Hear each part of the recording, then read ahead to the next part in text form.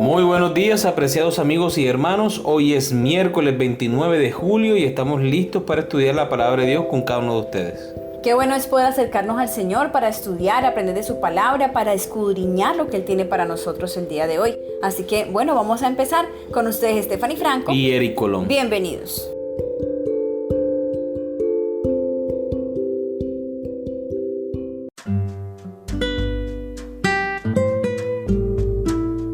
El Espíritu, la palabra y la testificación. El título de la lección para el día de hoy.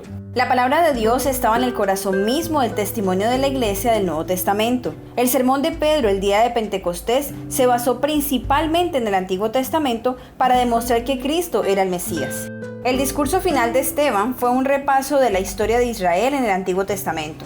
Pedro mencionó que Dios ha enviado su palabra a los hijos de Israel, como está en Hechos capítulo 10, versículo 36, y luego compartió la historia de la resurrección con Cornelio. El apóstol Pablo se refirió una y otra vez a las grandes predicciones del Antiguo Testamento sobre la venida del Mesías, y Felipe explicó cuidadosamente a un deseoso etíope el significado de la predicción mesiánica en Isaías 53. En cada caso, los discípulos proclamaron la palabra de Dios, no la propia.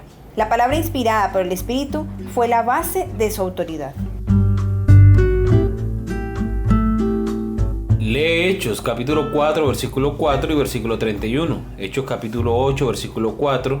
Capítulo 13, versículo 48 y 49. Y Hechos capítulo 17, versículo 2. Capítulo 18, versículo 24 y 25. ¿Qué nos enseñan estos pasajes acerca de la relación entre el Espíritu Santo, la palabra de Dios y el testimonio de la iglesia del Nuevo Testamento? Hechos capítulo 4, versículos 4 y 31. Pero muchos de los que habían oído la palabra creyeron, y el número de los varones era como 5,000. Cuando hubieron orado, el lugar en que estaban congregados tembló, y todos fueron llenos del Espíritu Santo, y hablaban con denuedo la palabra de Dios. Hechos capítulo 8, versículo 4. Pero los que fueron esparcidos iban por todas partes anunciando el evangelio. Hechos capítulo 13, versículos 48 y 49. Los gentiles, oyendo esto, se regocijaban y glorificaban la palabra del Señor, y creyeron todos los que estaban ordenados para vida eterna. Y la palabra del Señor se difundía por toda aquella provincia. Hechos capítulo 17, versículo 2. Y Pablo, como acostumbraba, fue a ellos, y por 3 días de reposo discutió con ellos. Hechos capítulo 18, versículos 24 y 25. Llegó entonces a Éfeso un judío llamado Apolos, natural de Alejandría, varón elocuente, poderoso en las Escrituras. Este había sido instruido en el camino del Señor, y siendo de espíritu fervoroso, hablaba y enseñaba diligentemente lo concerniente al Señor, aunque solamente conocía el bautismo de Juan. Muy bien, recordemos las preguntas. ¿Qué nos enseñan estos pasajes acerca de la relación entre el Espíritu Santo, la palabra de Dios y el testimonio de la iglesia del Nuevo Testamento?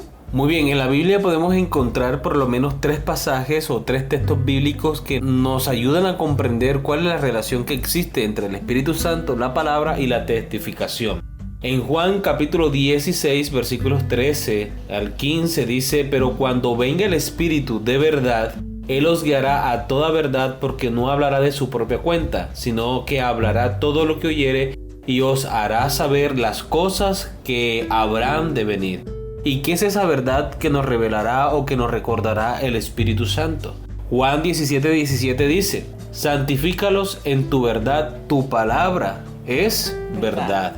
Muy bien, el Espíritu Santo nos capacita, el Espíritu Santo nos recuerda lo que hemos estudiado, lo que hemos aprendido de la palabra de Dios, para que podamos testificar con su poder las grandes verdades, las grandes enseñanzas de la palabra de Dios, como está en Juan capítulo 4, versículo 23. Mas la hora viene, y ahora es, cuando los verdaderos adoradores adorarán al Padre en espíritu y en verdad, porque también el Padre tales adoradores busca que le adoren. Entonces el Espíritu Santo es quien nos capacita, que nos llena de poder para aprender, para recordar, para enseñar lo que hemos aprendido de la palabra de Dios. Amén. El mismo Espíritu Santo que inspiró la palabra de Dios trabaja a través de la palabra para cambiar vidas. Hay poder vivificante en la palabra de Dios, porque gracias al Espíritu es la palabra viva de Cristo. Lee 2 de Pedro capítulo 1 versículo 21 y Hebreos capítulo 4 versículo 12.